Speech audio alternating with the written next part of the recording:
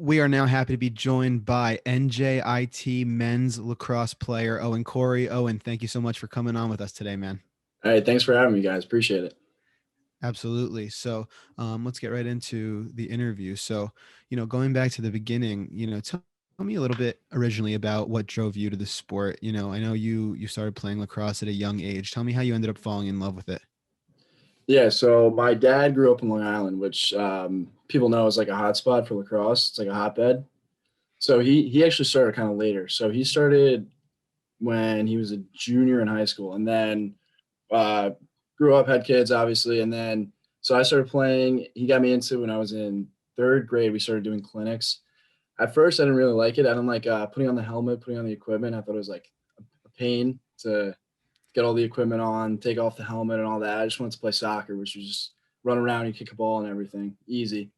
But then my dad made me stick with it. Really ended up liking it. And then soccer was always my favorite sport growing up. And then probably around seventh or eighth grade, I started to really like lacrosse more than soccer. And I was just like, hey, I want to maybe I could do something in college with this. Didn't even know like the Division 1, Division 2, Division 3 was a thing. So I went into high school not really knowing a lot, and then here I am today. Absolutely, man. So yeah, so high school, you saw a lot of success.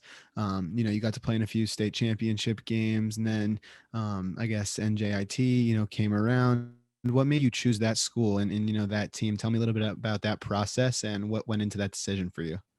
Like the recruiting process. Yeah, tell me a little bit about it, and then ultimately what ended up with you, choosing Yeah, NJIT. so I committed to NJIT going into senior year. So it was July going to senior year, which is actually like pretty late for a Division 1 school because we had kids in my class. I think the first kid in my class committed spring of our eighth grade year, committed to UNC. It was a kid from around here actually. So that's overwhelming if you think about it. Like I see all these kids like freshman year, they're committed like UNC, Duke, like Virginia, like all these Right.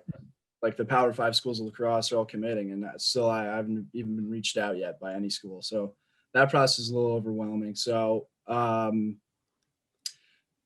get into it, so you start off playing club. So that's where you're supposed to get like like your college looks and like maybe some high school looks too. Like coaches will come to your high school games. So I had some schools started reaching out pretty late, like junior year, had some Division 3 offers, and then NJIT came around after my junior season. They had seen a bunch of games, so Coach Johnson, who's the head coach, still the head coach there, who recruited me. He reached out one day, gave me a phone call. I didn't answer because I didn't know who it was, and he texted me. He's like, "This is Coach Johnson from NJIT. Do you have a second to talk on the phone?" So I'm like, yeah, absolutely. So I called him back. He's like, "All right, we'd seen you like this past season, your junior year. We'd like to get you on a visit." So head down into Newark where NJIT is, and then get on a visit, get shown around campus, get shown like the athletic facility, and then as soon as I stepped foot on campus, like got shown around the campus with the coaches, like I knew like this is the place for me. Like I loved it. The facility was awesome. Like academics were great.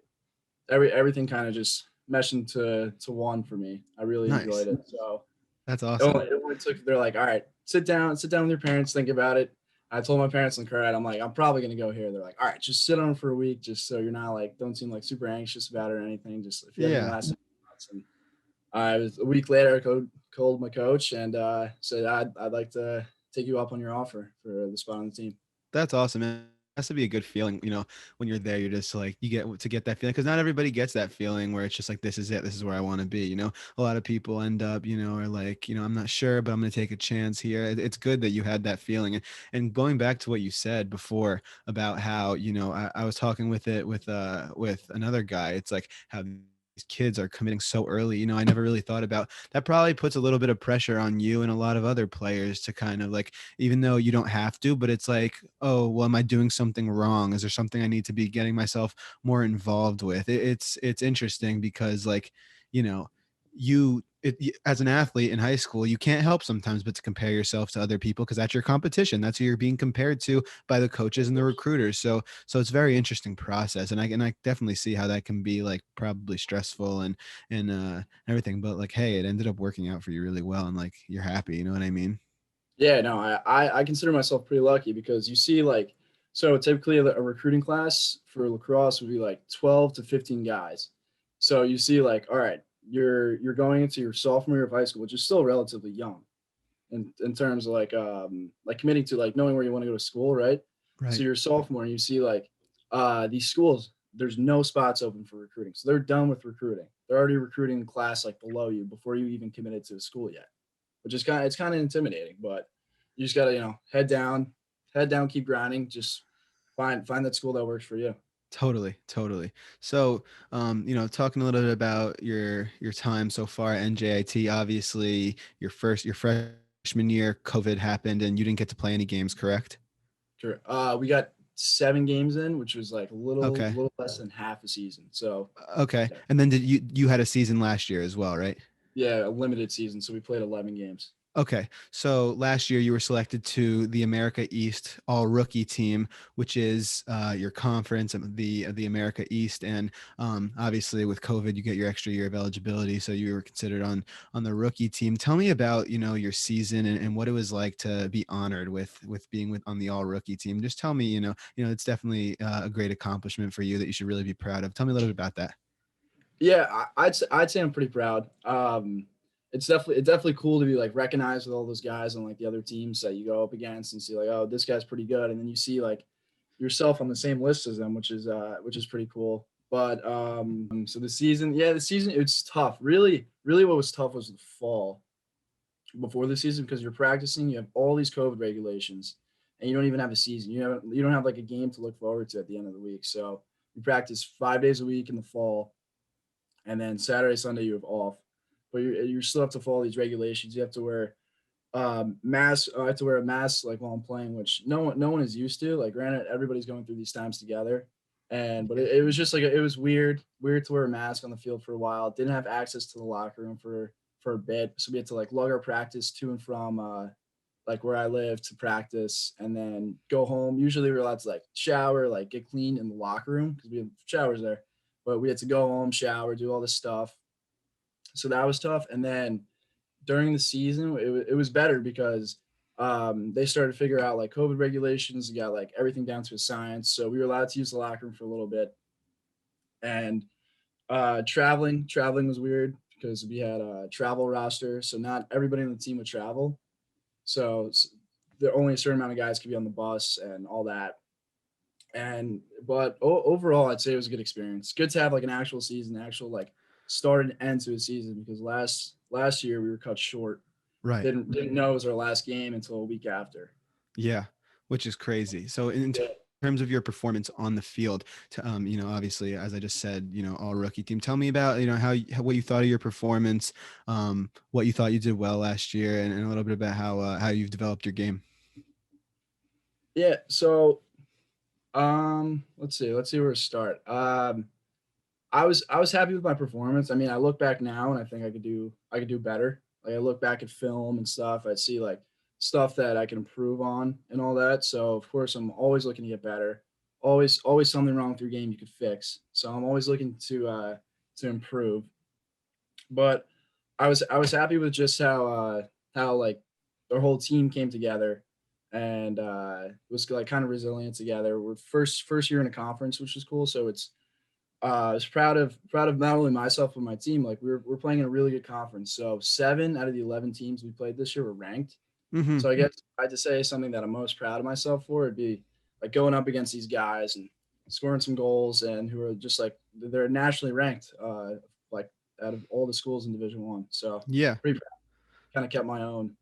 And Absolutely. Yeah, no, I was reading about a little bit about the America East. Really impressive conference, with you guys. You got Vermont, who's really good, UMBC, another both top 25 teams, which is really, that's great, for yourself to be like, I'm with these guys. And I totally feel that, NJIT currently sitting at 56 in the RPI national ranks, really, really impressive.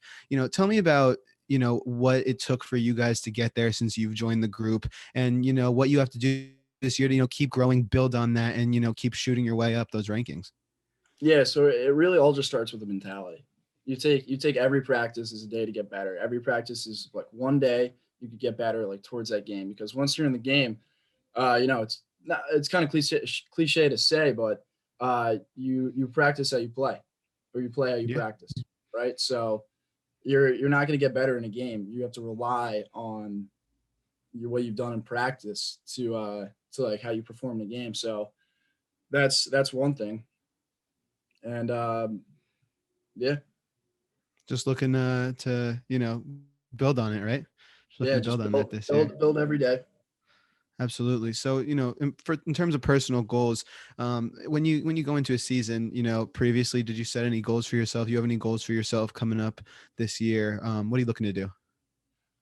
So I wouldn't say it's like a set in stone goal, but I always look to do better, score more goals, have more assists, have a better mentality than I did the year previously.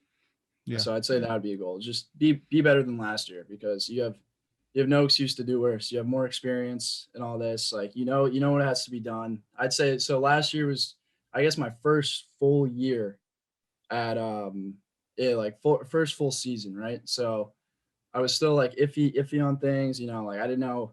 I had to get into a groove like that. I would have got into my freshman year if we had a full season. So I would have been that much more experienced. So I took last year as an experience year, and I'm going to build on that. And then this upcoming year, I'm going to see what I did wrong last year, fix it, and try to improve on a lot of aspects of my game.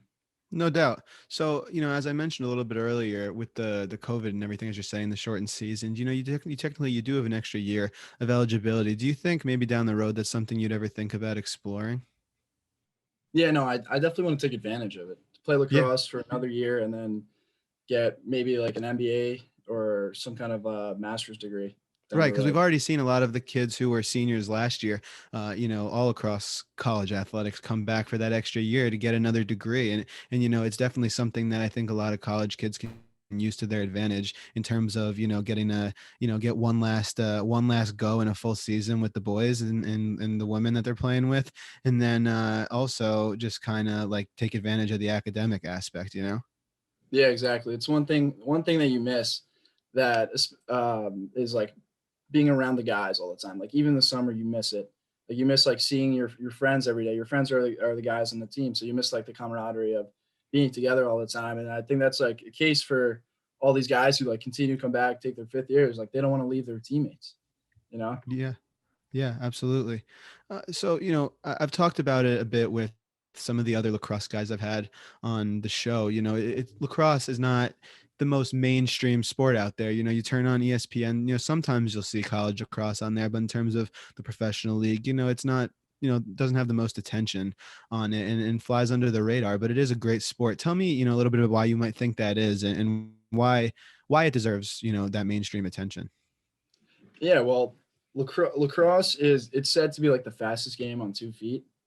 So I think it's really fast paced. It's like if you were to combine like hockey, football, soccer, basketball, it's got all kind of like the same schemes, and you put it together, and it's lacrosse, which is awesome. It's awesome to watch.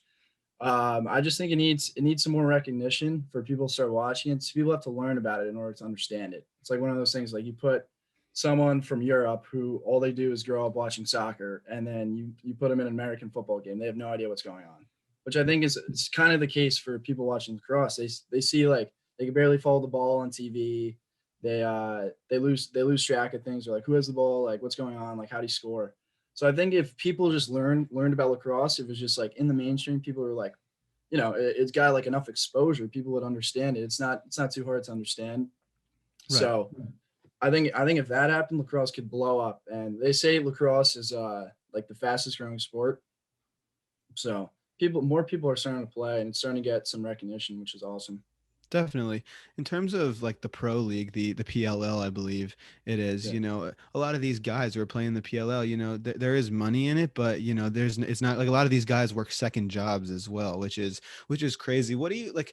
I've always thought about it and I'm not sure, how do you get more money put into like to develop the professional lacrosse? Like, first of all, is that something you'd ever like, is that like a goal of yours to play professional lacrosse, or is that, or like, you think you just like would want to play college lacrosse? I mean, I'd love to play professional lacrosse. I haven't given it much thought because I Yeah, don't know. you're still I'm just young, focus of on like course. next year Yeah, college lacrosse. yeah, But yeah, it'd be something I'd love to do. But yeah, I think it's tough because it's not super lucrative right now, because all these guys they're playing professional sport, but it's really just part time because all of them, like most of them, have like second jobs. Like unless you're like a big name in lacrosse and you get these sponsorships, where that's where most of the money's coming from are these sponsorships. So you got like the gear sponsorships, you got like Gatorade, like you got the brand deals like Nike, Adidas, Hmm. and that's how like a bunch of these guys make their money right now is from like Yeah. different brand deals that they have. Yeah, absolutely. And it's interesting to see, in the future, the steps that they take to try to, blow this thing up and get some more eyes on it. Yeah, I really hope it gets the exposure it deserves because cross is an awesome sport. It's very exciting. It's like I think it should be there. Yeah, totally. So, this recently, any college athlete that wants to, with the new name, image, and likeness rules, can, really do anything they want to. You can run camps, clinics, sell merchandise, sign up and partner with brands and stuff. Have you put into thought anything you want to do with that, or maybe just like run a camp for kids or something like that? Anything? Have you put any thought into it, or you haven't really considered it much? I haven't considered it too much. Like you said, like a camp would be cool. Like to Hmm. say, like, hey, come work out with me or whatever. Like I'll teach you a few things. That'd be cool. Right. Definitely could use the money doing that. And I don't know. I haven't really reached out to brands. Like I've seen like some people in like the lacrosse world. They actually get like different sponsorships from like within the lacrosse like community. So it'd be like That's a cool. gear sponsorship. Like you have a gear sponsorship in college, which would Yeah. be just and like they're unheard of sending you now. free stuff and Yeah, stuff like that, which you is get a cool. ton of free stuff on top of the stuff you get in school, which is just awesome. Yeah.